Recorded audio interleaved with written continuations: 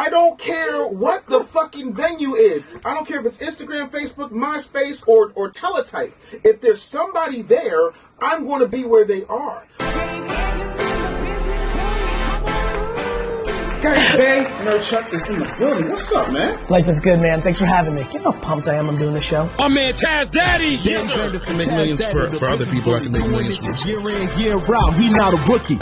He a man of many hats and different skills. Give him any struggle in business and watch he make it build. Hard to believe, and please check the resume. Best-selling author and showcase on Ebony. 2-time Southern Entertainment Award winner.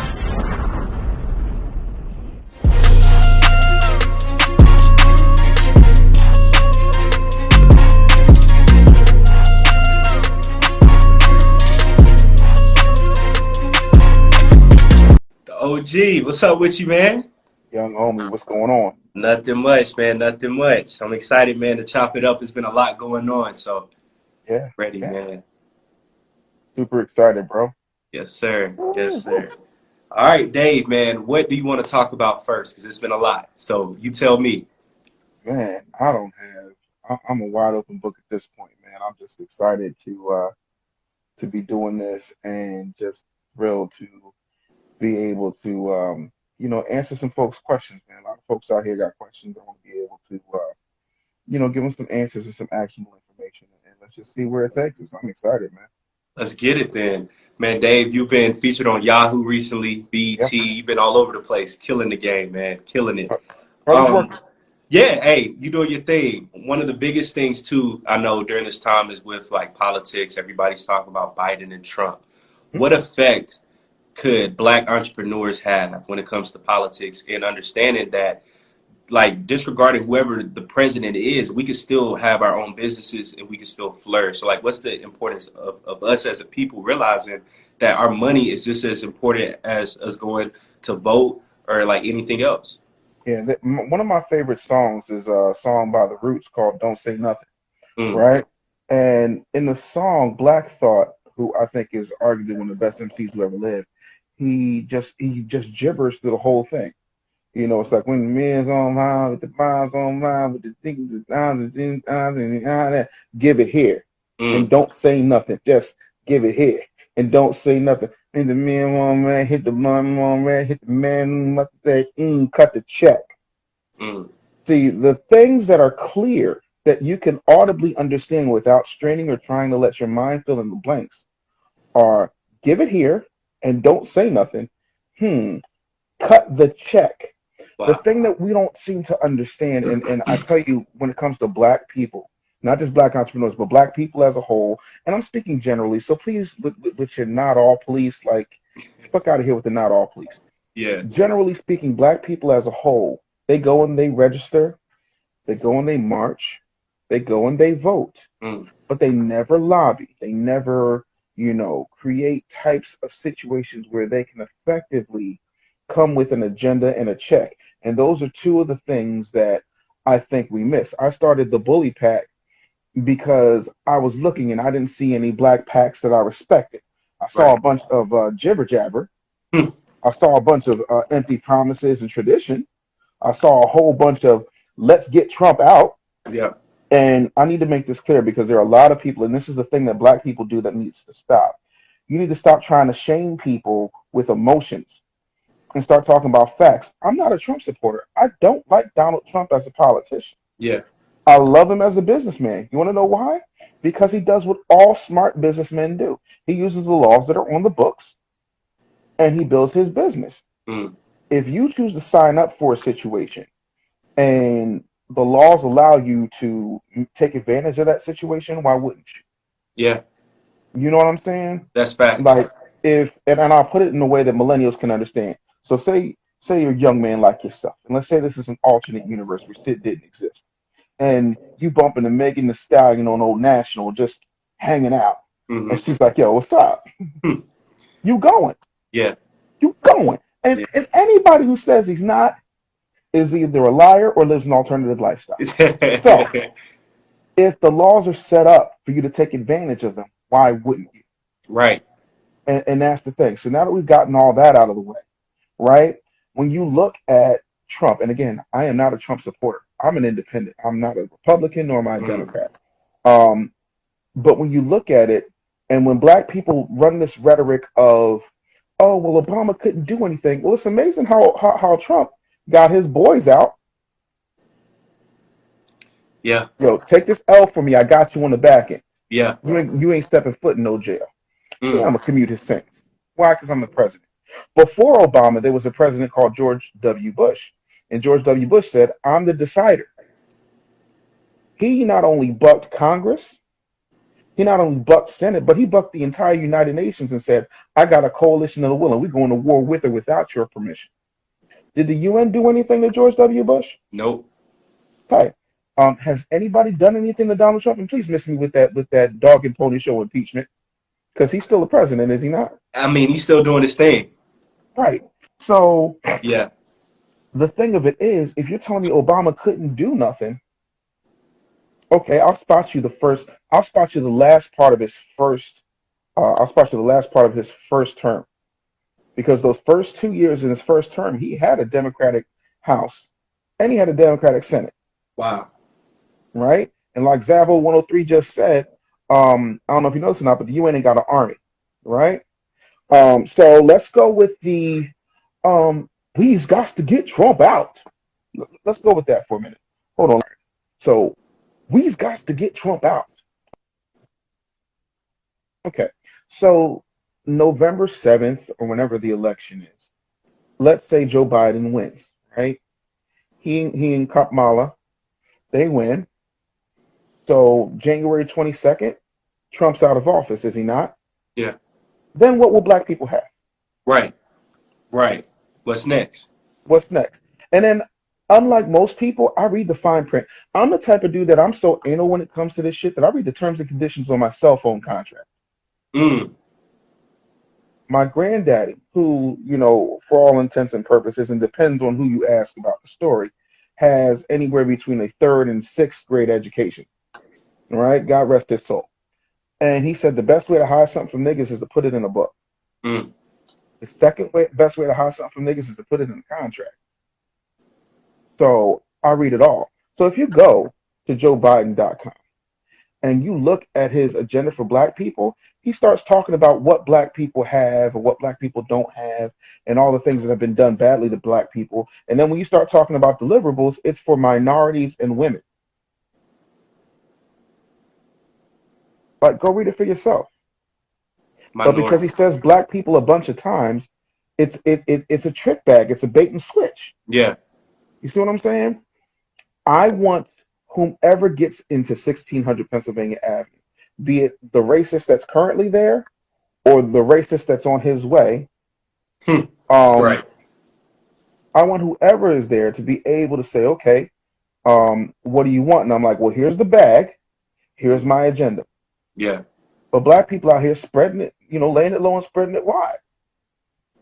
And that's the problem. So black entrepreneurs, I'm going to tell you, when I was, I don't know, maybe 33, I reread Rich Dad, Poor Dad. Mm-hmm.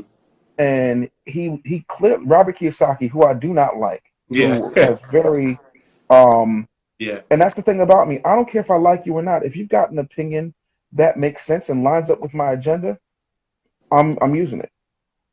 You can learn. The thing of it is, you should learn from your enemies. Facts. You know what I'm saying? Like, yeah. Mr. Farrakhan says that. Elijah Muhammad said it. Malcolm X said it. Yep. You can learn from your enemies. Martin Luther King even talked about learning from your enemies. He wanted to sit down at the table of brotherhood with people who called him nigger. LBJ said we're going to have niggas voting Democrat for the next 200 years. And that's what happened. Right? LBJ also said, because, people try to dispute whether he said that or not.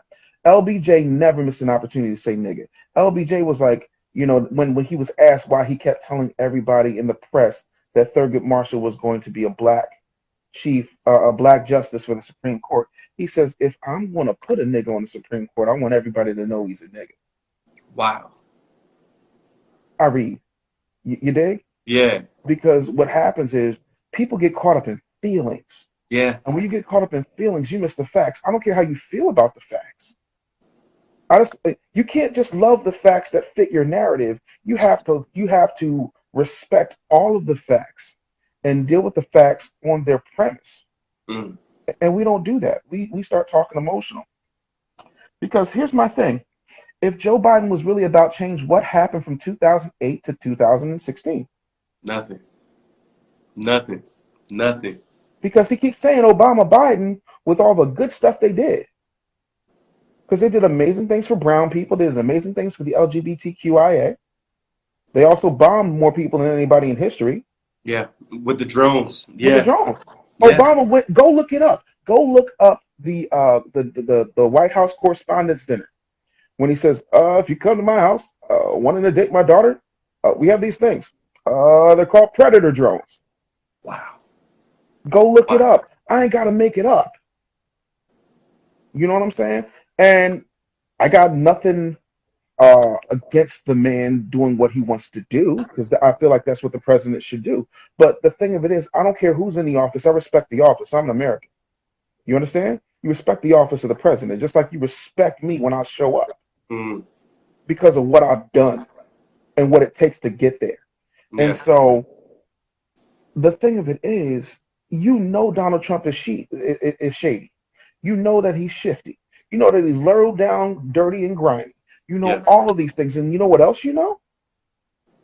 The man wrote The Art of the Deal. You also know that that man is willing to negotiate. You also know that that man will do what he needs to do in order to get it popping. And I've said it 1,000,001 times. And my problem with Donald Trump is that he makes regular, uneducated black people so uncomfortable that he has to surround himself with glad-handing coons. Mm.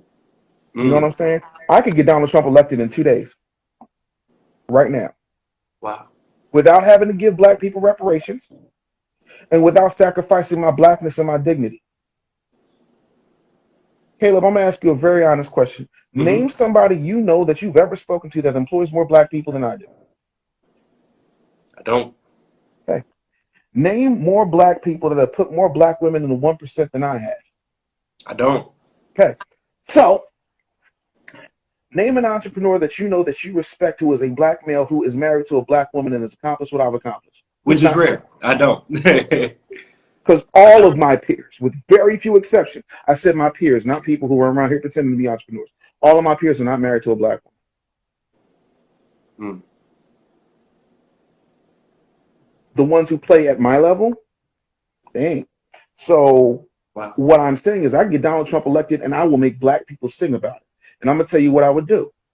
And it would work for Joe Biden too, but I know Joe Biden ain't going to do it because Joe Biden's in the pocket of other people. Joe Biden's in the pocket of big pharmaceutical. Yep. Joe Biden is in the pocket of Bill Gates. Yep. Joe Biden is in the pocket of Act Blue. Joe Biden has certain people that he's in the pocket. But I'm going to show you exactly what you do to win over all of the black vote. Do you know the one thing that is keeping black people oppressed that nobody likes to talk about? It's not father absence like Candace Owens says. Cool. You know what it is? Like that. You know what it is? What's that? There's this thing called DTI, debt to income ratio. Mm. Right? So say you are, as R. Kelly would put it, off up in college. Yep. And you getting like, let's say 85% of most black people who go to college, they're getting some type of financial aid in the form of loans. You can get a loan to go to college for damn near any amount. You can't get one to start a business. Ain't that so something? What happens? That's crazy. So what happens is you come out with that parchment and you got no paper. Mm. Right? So let's say that you have, let's be conservative. Let's say that you've got $60,000 in student loans. Okay? So if you got $60,000 in student loans, and let's be generous. Let's say you make $120,000 a year coming out of college, right? So you make $120,000 out of college. So before you wipe your ass, before you get a sandwich, before you rent your apartment, half of that money is gone. Debt to income ratio. Doesn't matter if you're paying it off. It doesn't matter any of that. You have this debt. So your income, when creditors look at you, is chopped in half. You understand what I'm saying? Yeah. So if you eliminate student loan debt on day one, whomever is in there that eliminates student loan debt, you know what that does? That automatically raises and elevates the credit score of 85% of qualified Black Americans. Wow. Right? Then, if you actually sanction these banks who created these predatory loans and these subprime loans, and let me break down what that means, because we don't talk about this a lot with younger people. In my generation, it ain't even talked about a lot. So I'm gonna break this down for you real quick. Right? So let's say somebody's got a 750 credit score, right? Let's say that he's stable, he has a good bank account, he's got a good savings account, and he wants a loan.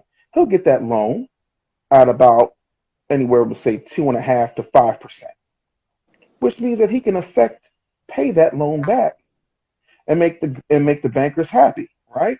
So now, let's say that somebody else comes in who looks like you, right? Yeah. Your credit's already fucked because of that DTI, right? Now let's say everything else is absolutely the same, right? You could still get the loan, but it's subprime, meaning that you're going to pay anywhere from, let's say, 15 to 30% interest, which means in a year, your business is going to close because you can't keep that up unless you go back in and refinance. And so they take all of that interest and they use that interest to go give the white man your money. So if we sanction that and actually had fair lending practices instead of these predatory lending that's happening right now, it would be a completely different situation. And those are just the numbers. Like, those are just straight up numbers. You see what I'm saying? That's not emotional. That is exactly what it is. And that's why we're under the gun. That's why you see so many people doing things that are quick turnover. Barbershop, beauty salon, barbecue. You know, I call it the triple B. Wow. You see what I'm saying? Like, there's not too many people that do things outside of that. You know, I'm going to just sit down here and do hair. You see what I'm saying? So the fix is in. So if I eliminated all that debt and I sanctioned folks for those predatory loans, and I gave tax abatements to the banks, not just the Black-owned banks, but all of the banks that made sure that they made Black lending, fair lending, a priority, curtains. I'm in there like swimwear. And he could legitimately find a way to have 12 more years. Wow. Wow. That's it. Because at the end of the day, bro, like, this situation isn't emotional, it's transactional. Yeah. If you don't care how you feel about the person who, you know, gives you your pizza when you pick it up from Pizza Hut, you shouldn't give a fuck about the person who's in the office. You care about what they can do for you. That's facts. And the quickest way to get fed is to show up with the bread yourself. There you go. There you Make go. me my sandwich. George just said it. Checks and balances. Yeah. See, but we don't want to have these conversations because we're emotional. We need to get Trump out. And then what? Let me ask you a question, right? Now, I could be wrong, and I don't know if you have a calculator, so I'm not going to put you on the spot. But who invented racism? You can say white people.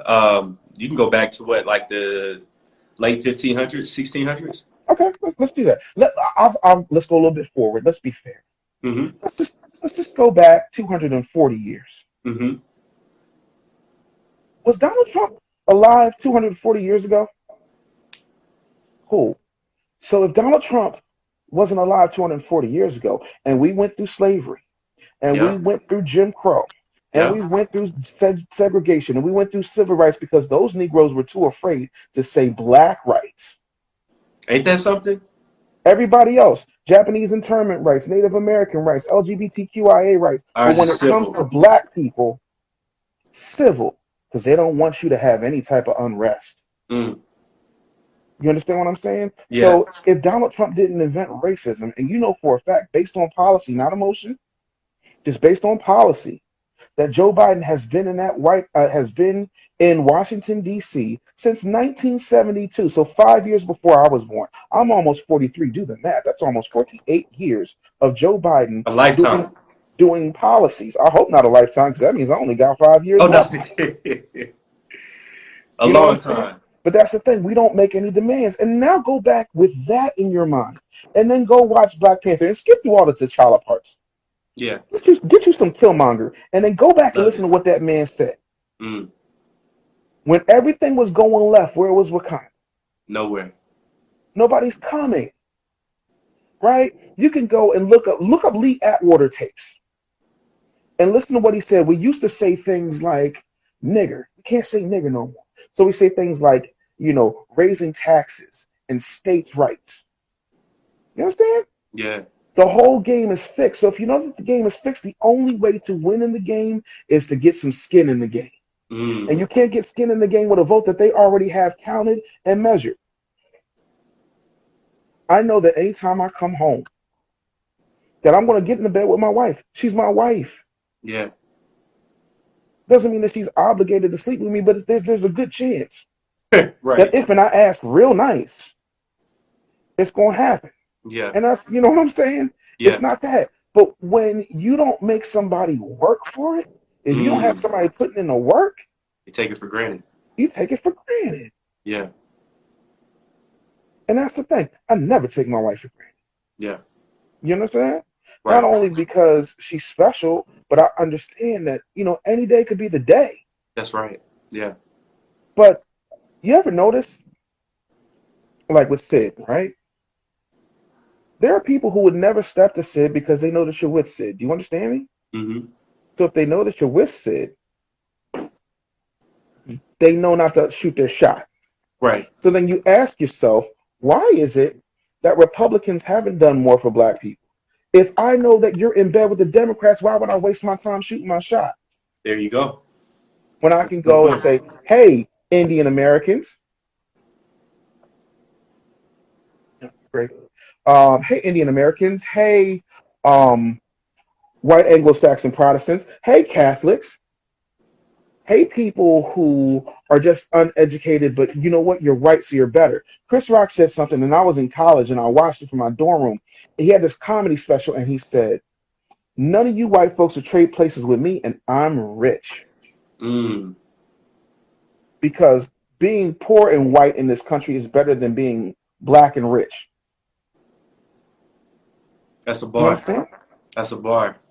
And that's that. So when we talk about the political process, we need to talk about the political process from all legal aspects. And it's completely legal to start a political action committee. It literally took me all of 2 days. Wow. So then you ask yourself, all of these black people who are supposed to do so much for us, what has the Congressional Black Congress done in your lifetime for black people? Name one thing. I'll wait. Nothing. And hey, cool. That's crazy, man. I got more. I got more. Keep going. This is the rapid fire.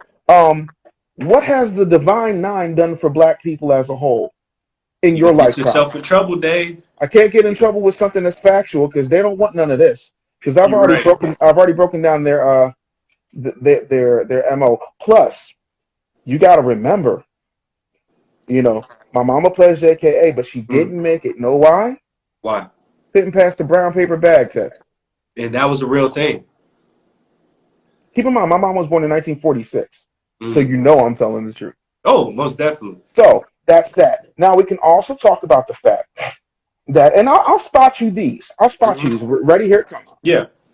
Book bag drive, after school programs, literacy programs, meaning book drives, things of that nature, feeding the homeless and hungry, right? Snacks for single moms, job fairs, showing up at marches, parties, gratuitous sex. Other than that, when it comes to a shift for black people, not much. Hooking themselves up with a job here and there. That doesn't help all of black people. Right. So if it doesn't help all of black people, what have you been doing for the past 100 years? I'm only 42, so I've accomplished more in 42 years than you have in 100. 100 and then if you multiply that, if you take all of the combined experiences, you're at about 850 years because you can't give it all to the IOTAs because they've only been in 50 years. Yeah. Approximately. So 850 years combined experience, and black people haven't overcome yet. But we know what happens when Atomic Dog come on. We don't hold our people accountable, right? Then you look at the NAACP. What has the NAACP done for black people? Fuck me, in your lifetime. Nothing. Nothing. And it's like, it's more of a symbol. Like you just see them, you know, wearing the suits and stuff or having like meetings, but there's no tangible things that's happening. You ready for a fun fact? What's up? Right. All right. So the NAACP wait, the NAACP never had a black president until about a year before I was born. Yep. And if they really cared, we would be so offended by that name, like we are for the Washington Color. Redskins, Mm-hmm. because I Color. ain't colored. Now, George brings up a good point. He says award shows. So let's talk about that. The NAACP Image Awards. Image. Image. That's deep. The root word of imagine is image. Mm. And what are black people more concerned with intangibles? How you Image. look. So if I Yeah. give you an image award, you feel like you've got something. If I look impotent, I might be impotent. That's real. That's real. I'm going to keep going. What has, and I know this one's going to hit home for a lot of people, what has, unless you're a doctor, lawyer, attorney, engineer, architect, dentist, so on and so forth, what has college done for black people other than get them in debt in your lifetime? Just what you said. Debt. That's it. Okay. So let's go back. Let's go back to my lifetime for a minute. Because around 1970, and Umar Johnson talked about this, Mm-hmm. you know, and again, you know, I don't like some of the stuff Umar says, but facts are facts. I don't care where it comes from. I went to the worst high school in America when I went from 1991 to 1995. Martin Luther King High School in Philadelphia was the worst high school in America. They had riots, they had people with machetes and machine guns. They had metal detectors in every single entry. You was in the trenches, teachers, man. For the teachers and the students. Mm. Okay, so one thing that we had though, we had wood shop, we had metal shop, we had auto shop. You could get a welding certificate, all of that stuff. And in 1992, 93, so my sophomore year, they cut all that shit. Wow. Then they went and cut the band. You want to know why? Because there was a kid named Dave Anderson who was playing 7 instruments. We can't have that. You with me? So if you take away the arts and the skills, what are most kids going to do? There's no way out. No way out. And what I said on the Breakfast Club still stands, and I'm waiting for one person, because Dr. Claude Anderson agrees with me, Dr. George C. Frazier agrees with me, all of my OGs agree with me. You cannot educate your way to freedom. You cannot, not traditionally, you cannot get freedom from the people who choose to oppress you. And Dr. Claude Anderson says it best. He said, you got to be a fool to think you're gonna make money or you're gonna live. You should be ashamed of yourself if your child has to go to a white person to get a job or go out of their own neighborhood to get a job. That's right. You understand what I'm saying to you? So when I look at that situation, I say, maybe there's a better way. And maybe we should start learning skills. Because you know that song makes you feel good. I believe the children are the future. No matter what they take from me, they can't take away my dignity. No matter what they take from me, they can't take away my skills. I'm the most dangerous black man in America right now. Because I can't be bought, I can't be bossed, I can't be convinced, and I still win. You can argue with a great many things, but you can't argue with results. That's facts. And while I appreciate my education and I appreciate the Temple University allowing me to make some great friends and take advantage of those curriculum budgets and do amazing trips on the school's dime, I love all of that. But from an education standpoint, bro, in my junior year, a junior in undergrad was teaching introduction to radio. That's how thorough I was. Wow. I am not lying. You can ask them. It's on the books. I am the first junior in Temple University history, and I don't think it's happened since. Wow. To teach introduction to radio to freshmen, sophomore, juniors, and seniors. Because the school was grading on a curve. And you curving down from a 96, people tend to get a little bit mad. So that's the thing. I am also The person, me and a guy named Akeem Beware, we started a university radio station because they kicked all the kids off of the Temple radio station. So we started another radio station, and we made the university pay for it. You know how Donald Trump said we're gonna build that wall, we're gonna make Mexico pay for it. I built that radio station, and I made Temple pay for it. Wow. And it's still there. Go look up Whip Radio. Everything that I'm saying is Googleable and verifiable, and I'll give you links if you want. Everything's facts. So when you realize that you are the machine and you don't need the job, but the job needs you, when you realize that you have the skills and you don't need their butter biscuits and you don't need their nonsense, what you really need is the opportunity to take that muscle and tie it into a situation that will let you grow. It's over and done with, young partner. And I mean that shit. Wow. What you said was super powerful, because about Claude Anderson, when this comes to creating like our own jobs, how do we get to that point as a people, as a group, of stop trying to go to college so we can work for white people and they take our skill sets, our ideas, all of that, and instead we could work for people like you or just build our own? Like, how do we start doing that? Here's the thing. When you work for me, and you can call any of my employees, they will tell you, if you work for me, you have to have a business. Yeah. You have to have a business. I don't want a bunch of employees. I want people who work for me who are also building their own businesses. Yeah. Because that's the only way we win. Yeah. You know, and there are people who say, well, everybody can't be an entrepreneur. No, because everybody ain't willing to put in the work. So the thing of it is, you need to start shining lights on examples. I don't care if it's me or not. This ain't about me. You understand what I'm saying? It's about people who are like me, who are doing it in spite of everything that's being thrown at us. I just refuse, bro. I took a $12 GoDaddy website and 100 phone calls a day, and I built an empire. You can say whatever you want about me. You ain't got to like me. You can call me arrogant. You can call me cocky, but you can't call me a liar. Wow. And that's that. What we need to do is realize early on the things. I had an interview. Guy hit me up out of Houston, and he wanted to interview me. And he said, what's the one thing that we do wrong that most people don't realize? I said, you abuse your children. And see, he did that. His head jerked back, and he was like, I feel that. Because he wasn't expecting me to hear that. And here's the abuse. It's not physical. It's not emotional. It's cellular. You're creating cellular child abuse, and here's why. And I know somebody's gonna freak out when I say this. The one thing that people do when they think that they're doing the whole right thing by saying, "Hey, little Caleb, what do you want to be when you grow up?" I was a signed contracted radio personality at 9. Fuck you mean grow up? It's abuse. My grandfather got into an argument with my mother because she was running me to the radio station and then running my brother to basketball practice. Right?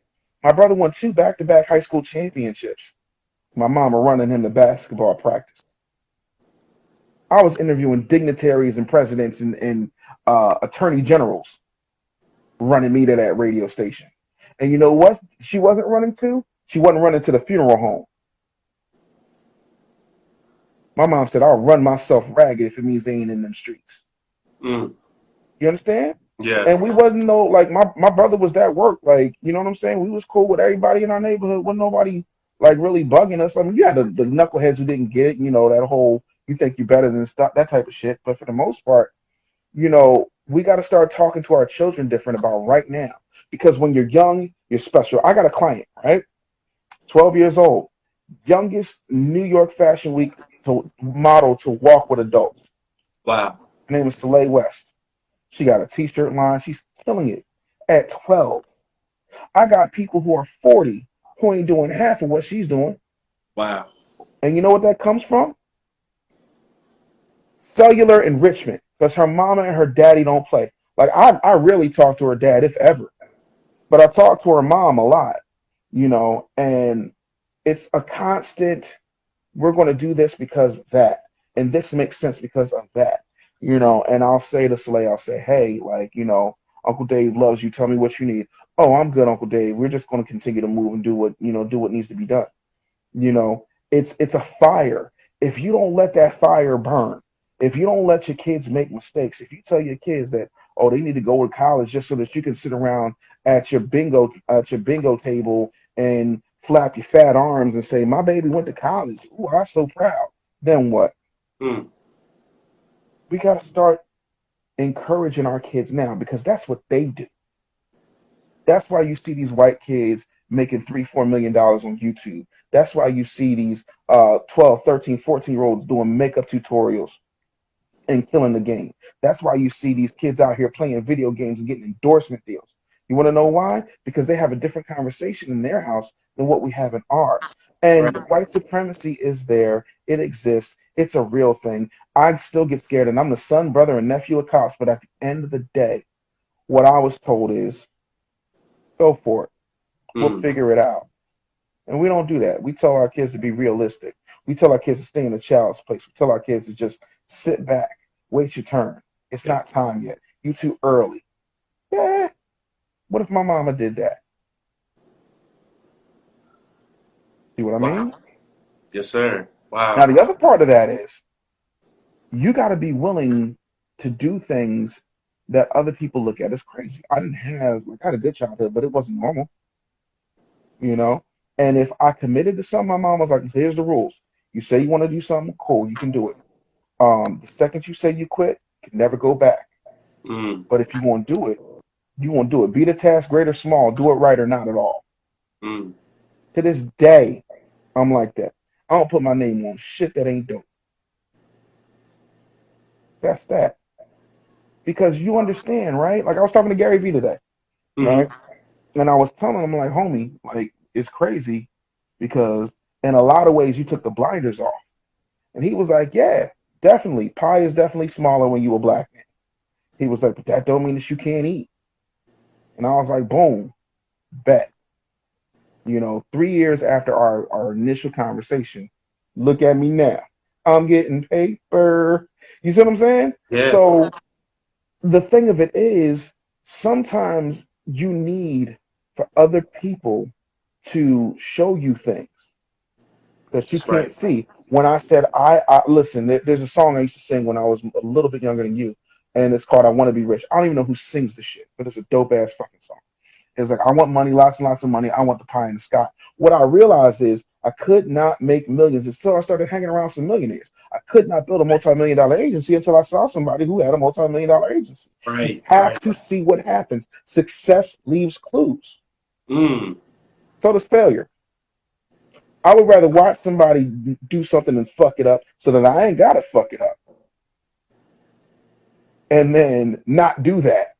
Groucho Marx did a routine, and he says, so I go to the doctor, and I say to the doctor, it hurts when I do this. And he says, well, don't do that. That's it. Wow. Like, this is what people don't get. And nobody wants to have that conversation because everybody's too emotional. Everybody thinks that, it's so hard. Yeah, it's hard. But you know what else is hard? Being broke for the rest of your life. Having regret for the rest of your life. Yep. Not going for the things that you want. I call all of my shots, homie. All of my shots. Listen, when I was 17 years old, I saw a girl on campus. I walked up to her, told her I was going to marry her. She's upstairs. I called my shots. I said, I'm going to do what I want to do, and I want to be young enough to enjoy my retirement. Been retired since I was 34. I call my shots.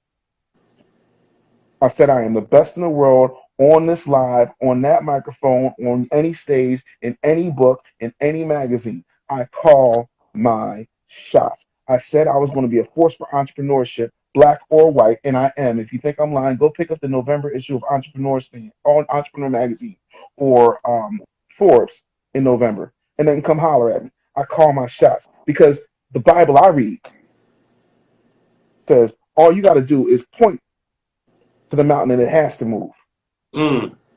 Listen, bro, I got a whole jar of mustard in my goddamn fridge. Oh, that's right. Yahoo said I was one of the top 20 entrepreneurs. Yeah, I was about to say, hey, don't forget, BT.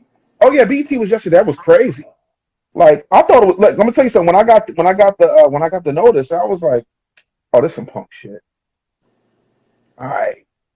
Then the BET attorneys called me and the producers called me. I was like, oh, okay, we doing. I'm like, I can do what I want. I can say what I want. I can use my equipment. Mm. Okay. Mm. You know what I'm saying? I called my shots. Everybody said I was corny, I was a nerd, this, that, and the third, and all them cool people are broke. Mm. So my uncool ass called all my shots, being me, not being like everybody else. I don't stand in line for Jordans. You know what I'm saying? I get the Louboutins delivered. Mm. You understand? Talk your talk. Because no, Talk your because talk. it's not about the material shit. Mm-hmm. It's about the fact that I worked so that I now can have the material shit. It's You not earned it. about doing nice things for my kids or my wife. It's called return on investment. Mm. You see what I'm saying? My wife can have anything that she wants. You want to know why? Because she ate fried sunflower seeds with me because we didn't have no money. Mm. Do you understand me? Like, that's the thing. Y'all want it up front. I want it for my great grandkids. Y'all don't get it. Because y'all want it right now. Mm. Wow. A slow burn is a lot better. Listen, let me tell you something. You ever spray like air freshener after you take a shit? Well, yeah. It'll cover it. Hopefully, everybody has. I hope so, but some people Right. haven't. You know. Now, if you light a really good candle, Yeah. that scent's gonna last and probably do a better job of covering that shit up. Because the air freshener is just temporary. And all it does is it goes out It and goes it stays down. down. Yep. And Yep. that's what I'm trying to get people to understand. Fuck me, man. What are you gonna do for you? That's right. Like, you owe yourself a lot more than what you realize. And I think we don't spend enough time having that conversation because that conversation requires two things. Go watch a movie called As Good as It Gets. Jack Nicholson plays an asshole author, and he writes books for women. And this is not a dig on women. I'm talking about black people, but I'm using this metaphor. You know, because people will ask me, you know, Dave, you know, how are you able to move so well? And I'm like, I think of potential of my people. And then I apply reason and accountability. Mm. Jack Nicholson says in this movie, how do you write women so? He says, I think of a man and I take away reason and accountability. We are a people that are devoid of reason and accountability. And I come with an ass ton of it. That's why I don't tolerate nonsense and I don't suffer fools. And I used to think that something was wrong with me, and I realized there's nothing wrong with me, it's something wrong with y'all. Mm-hmm.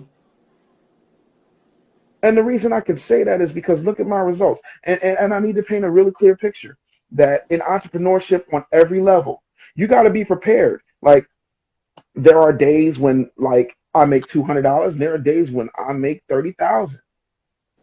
You see what I'm saying?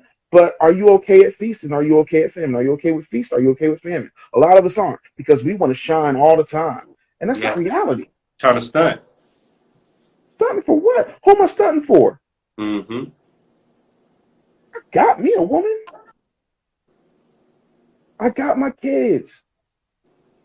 Everybody down to my fucking pets are fed. Hmm. I ain't got to prove shit to y'all. Right. If it wasn't for the fact that what I do is a press the flesh, face to face business, you wouldn't see me on this shit. What's that? You don't see me out here clout chasing. You don't see me with a whole bunch of Marvel Avengers team up ass Negroes. You'll never see me in those lineups where they're like, you know, you should learn from these 6 brothers. I'm never in that class. And I'm okay with that. I would rather be Bobby Brown than BBD. Let that sink in for a minute. Mm.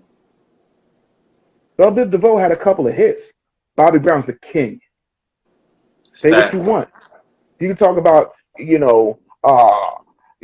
crack or whatever, but he married the most successful singer in the world. He put out hits, and everybody from Chris to Trey to R. Kelly owes that man a debt of gratitude. Britney Spears made money because of Bobby Brown. Mm. I'd rather be the person that's not wearing the cute little plaid shirts and is safe because your mama likes them. I'd rather be the dude standing in all black and making it happen because I'm more effective. That's what people don't get. I don't need to impress you.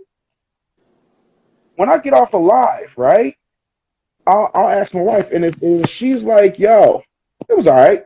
I'm like, fuck, now I got to go work hard.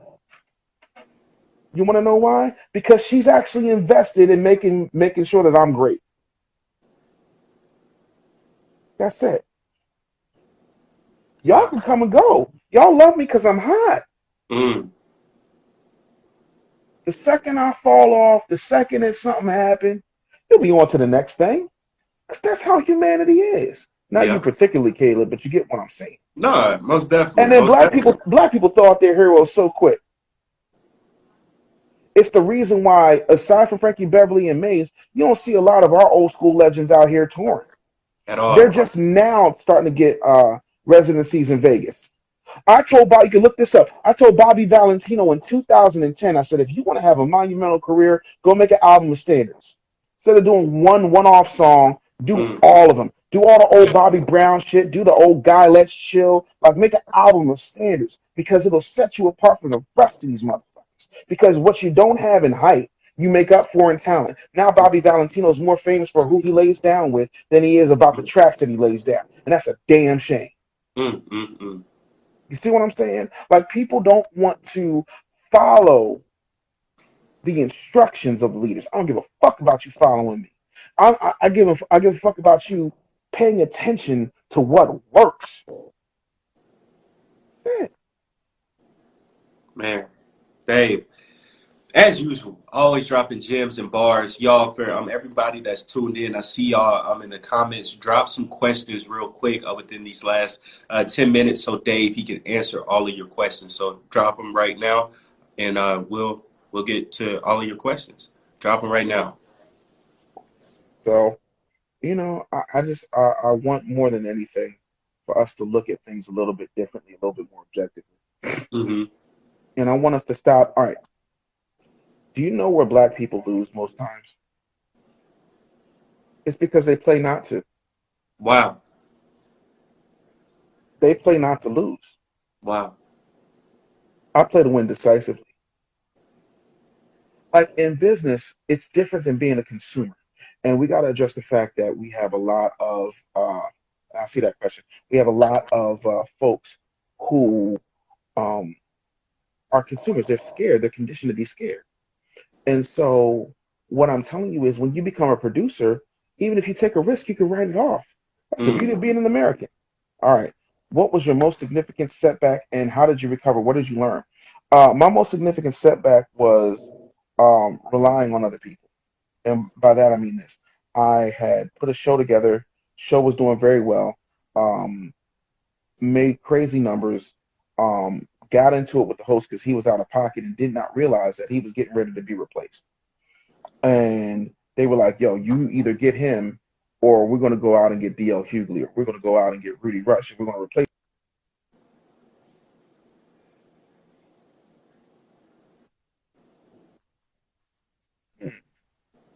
How do I justify this? How do I make this work? And I couldn't. And after a while, because he didn't know all those particulars, we had a parting of the ways. And then it was like, yeah, you can't call him, you can't talk to him, don't do nothing, blah, blah, blah. So I was what you call persona non grata. So I couldn't get a job. I made too much money for unemployment, wound up homeless. So I said, cool, no problem. At that point, I had gotten myself a gig, like setting appointments for a credit card processing company. And at night, I would sleep in parks. I would sleep in my truck, in between tractor trailers in the Walmart parking lot. I sleep in fast food. Parking lots on the highway, and I still have my phone. So as long as people go, I was doing well. I had a Jeep and a phone. And I went viral because I was at I think I was at a bar, and I put up a post. This is before Zucks got fancy with the algorithm, and it was like the top 10 reasons the BET Awards made me want to vomit, and it went viral. Wow. So I had like 3,000 friend requests. Somebody wrote an article that wound up on the front page of the LA Times. Also other crazy stuff. You know what I'm saying? And so I started to build. I started to, do vlogs and things of that nature. And I had saved up enough bread to, make my way back to Philly. But, for months I was in a bad way. And I promised myself that I wasn't going to rely on somebody else to put me on ever again. I wasn't going to look for the next, hookup, all of that. If it was going to be, it was up to me. And that's what that is. Wow. Yeah. Wow. Inspirational as usual. Let's see. Full Stack Well said, how do I stay on fire? I'm gonna be honest with you. All people in America, whether they are black, white, rich, or poor, are whores. They're prostitutes, and their pimp's name is Bill. Mm. And Bill wants you to pay him no matter what. Oh, you're not feeling well? Fuck you, pay me. Then when you pay Bill, Bill's so disrespectful that Bill say, "Thank you for paying me. Here's a card. Do it again in 30 days. I'm gonna be on your head." So that's how you stay on fire. The other part of that is like, you know, like as a man, I have a certain sense of pride. As a black person, I have a certain sense of pride. There's this thing about me that makes me want to be better than I was yesterday. Makes me want to be better than I was last night. You know what I'm saying? Like I set a goal when I was your age, maybe a little bit younger, and I said I was going to headline Madison Square Garden before I was 50. I'm 42. There's only 8 years left. Yeah. But I've been rocking every stage since. Next year we're renting out the Apollo Theater. We're doing BullyCon from the Apollo Theater. Wow. I'm getting very, very close. Yeah. So if I do the Apollo Theater, then I could probably do Radio City. If I do Radio City, hey man, look, I've already been to Madison Square Garden. I've been to Madison Square Garden. I know how much it costs to rent. I know exactly what it is. Like I stay on fire because there's something else I gotta do. Like I'm drinking more fat-free water because I'm not gonna let this gut take me out before I'm ready. Because I got stuff to do. Like I'm on fire because I want to be better. And then the other part of that, real rap, and I already told my wife this. Like I don't want you spending my money with the next husband. Like no, that's real. No, that's real. That's yeah. what it is. Yeah. Oh, that's a great question. Yeah. How has your mental health contributed to your financial wealth? Black people gotta stop being afraid of counseling. Mm-hmm. That's right. To be an entrepreneur is and to be a constant flux and a constant state of depression and a constant state of isolation and loneliness, because if everybody around you is a slave and you out here talking about how good freedom is or how sweet freedom is, and they're like, you best get on from around here with that crazy talk. It makes causing trouble. You out here causing bad trouble. You're causing good trouble. You're causing bad trouble. So if everybody else is around you thinking that you're crazy, you know what I'm saying? Like you need to get on somebody's couch just to work that stuff out. And the other thing of it is you've got to start loving. Like I have conversations with future me all the time. Me and future Dave, we have all types of conversations. Like I saw my yacht. Yo, my yacht is crazy. Future Dave was like, yo, wait till you see this fucking yacht. I see it here. Feel it here. So I'm gonna hold it here, in that order. You understand? So that when you come up on it, when you really come up on it, you'll look at it differently. I cleaned out my closet last week, and my wife would always talk about how I had these legal pads, or if I went to a seminar, I'd have these pads, and I would start writing down all these things. And I saw this one, and I was like, I looked at all the things that it said. Did this, did that, did that, did this, did this, did that. I was like, damn. I called all my shots. I'm a 29-year-old entrepreneur with your current level of expertise and experience. What would you have told your 29-year-old self? Quit your job. Save your bread. Yeah. Fix your credit. Listen, what does J-Rock say? Stop chasing that bitch. Win, win, win, win. Yeah. You know what I'm saying? Like, you need to focus on you and find out who you are. Get a passport. Go see the world. Like, make things happen. It's not that difficult. It's hard, but it's not that difficult. Anybody can bake a cake with a recipe. That's right. You understand what I'm saying? So maybe you need to pick yourself up a cookbook. I got a few. That's right. You understand what I'm saying? But like I would tell my 29-year-old self, fuck them. They're crazy. You're a futurist. Be okay with that. Yeah. And then I would watch a bunch of Iron Man movies. Go watch the whole Iron Man shit. Because every time he came up on a problem, the next suit fixed that problem. And then the next suit fixed the other problems. Top 5 dead or alive rappers, entrepreneurs. If you're talking entrepreneurs, I will go with Tony Robbins because he invented the infomercial. I will go with Les Brown because he revolutionized speaking. I would go with Gary Vee. I would go with myself. Yeah, I was going to say, put yourself in there. Oh no, I'm top 5 dead or alive. I don't give a fuck what they sleep on. And I would go with my mom because my mom was a futurist. I get my vision from my mom. You know what I'm saying? Like my mom created that situation where you got the fucking fruit trays and the what do you call it? The fucking champagne and the massage chairs and all that shit in her salon while you waited for your hair. She called that the girlfriend experience. She named the salon girlfriend. So that shit is in me. You see what I'm saying? So those are my top 5 dead or alive. Now rappers: Biggie, Rakim, Nas, Jay-Z, KRS-One. Solid list. Yeah. On both. Yeah. Man. OG, man, before we bounce out of here, where can everybody keep up with all of your work, Business Bully TV, everything? Ooh, okay, so Business Bully TV, you can get on any streaming platform at this point. Let's see, you can also go to businessbullyshow.com. You can find me on, obviously, IG at The Business Bully. How much does your mental health contribute to your financial well-being? You were born legendary. At what point did you fully execute your potential? I ain't there yet, but I'm coming.